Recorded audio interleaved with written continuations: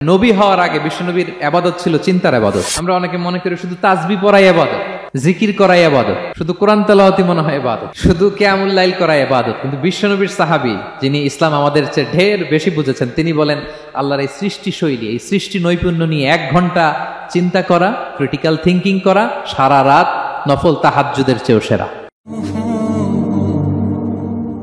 সূরা আলে ইমরানের 190 নম্বর আয়াতে আল্লাহ তাআলা বলেছেন, যারা আকাশ বাতাস পৃথিবীর সৃষ্টি নিয়ে চিন্তা করে এবং সর্ব অবস্থায় আল্লাহ তাআলার জিকির করে, ওয়া ইয়াতাফাক্কারুনা ফি খালকিস সামাওয়াতি ওয়াল আরদ, এবং তারা তাফাক্কুর করে, ক্রিটিক্যাল থিঙ্কিং করে, এবং তারা বলে মা খালাকতা হাযা বাতিলা, হে আল্লাহ তুমি অনর্থক কিছু সৃষ্টি করো নাই। মনে রাখবেন, এই পৃথিবীতে আল্লাহ তাআলা অনর্থক কোনো কিছু সৃষ্টি করে নাই, করেছে? যেটাই সৃষ্টি করেছে এটা এর মধ্যে মানব কল্যাণ আছে না নাই? আল্লাহ তাআলা আমাদের জন্য কল্যাণ রেখেছেন। এবং এই আয়াত যখন নাজিল হল, বিষ্ণু ঈসা ইসলাম বললেন, ওয়াইলুন লিমান কারাআহা ওয়া লাম ইয়াতাফাক্কার ফিহা, ধ্বংস তাদের জন্য যারা এই আয়াত তেলাওয়াত করে কিন্তু এই আয়াত নিয়ে চিন্তা করে না, গবেষণা করে না। এবং কোরআনের বিভিন্ন আয়াতে আল্লাহ তাআলা বিশ্বনবীকে বলেছেন, নবী হে, আপনি আপনার উম্মতদেরকে নবীদের ঘটনা শোনান। কোরআনের 3 ভাগের 1 ভাগ হচ্ছে ঘটনা। পুরো কোরআনের 3 ভাগের 1 ভাগ কি? ঘটনা, স্টোরি টেলিং। কারণ গল্প মানুষের মনে দাগ কাটে।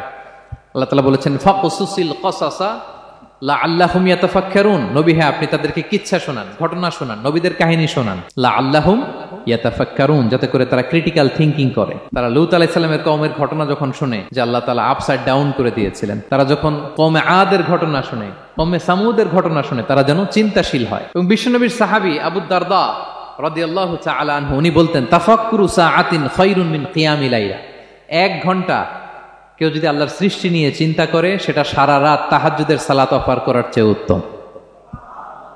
আমরা অনেকে মনে করি শুধু তাসবিহ পড়াই ইবাদত, জিকির করাই ইবাদত, শুধু কোরআন তেলাওয়াতই মনে হয় ইবাদত, শুধু কিয়ামুল লাইল করাই ইবাদত। কিন্তু বিশ্বনবীর সাহাবী যিনি ইসলাম আমাদের চেয়ে ঢের বেশি বুঝেছেন, তিনি বলেন আল্লাহর এই সৃষ্টি শৈলী, এই সৃষ্টি নৈপুণ্য নিয়ে 1 ঘন্টা চিন্তা করা, ক্রিটিক্যাল থিঙ্কিং করা, সারা রাত নফল তাহাজ্জুদের চেয়েও সেরা।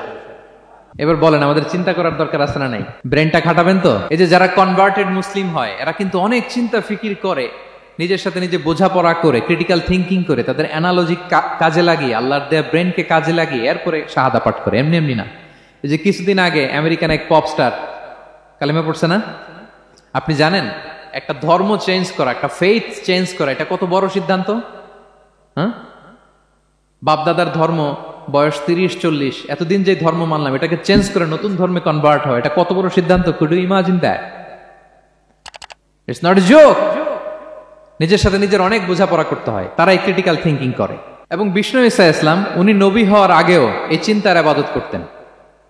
তিনি হেরা গুহায় চলে যেতেন, কাবা থেকে 6 কিলোমিটার উত্তরে, 634 মিটার উঁচু, যা বলে নূরের উপরে একটা কেইভ আছে, গুহা, এটার নাম হচ্ছে গারে হেরা।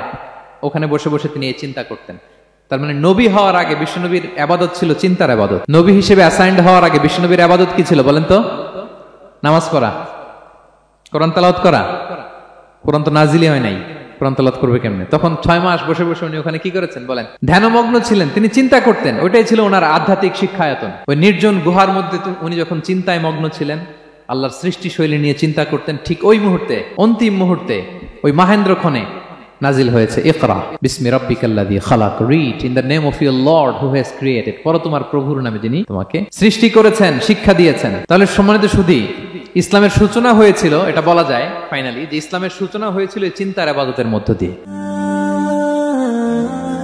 B a part of our vision, do listen and share the খায়র।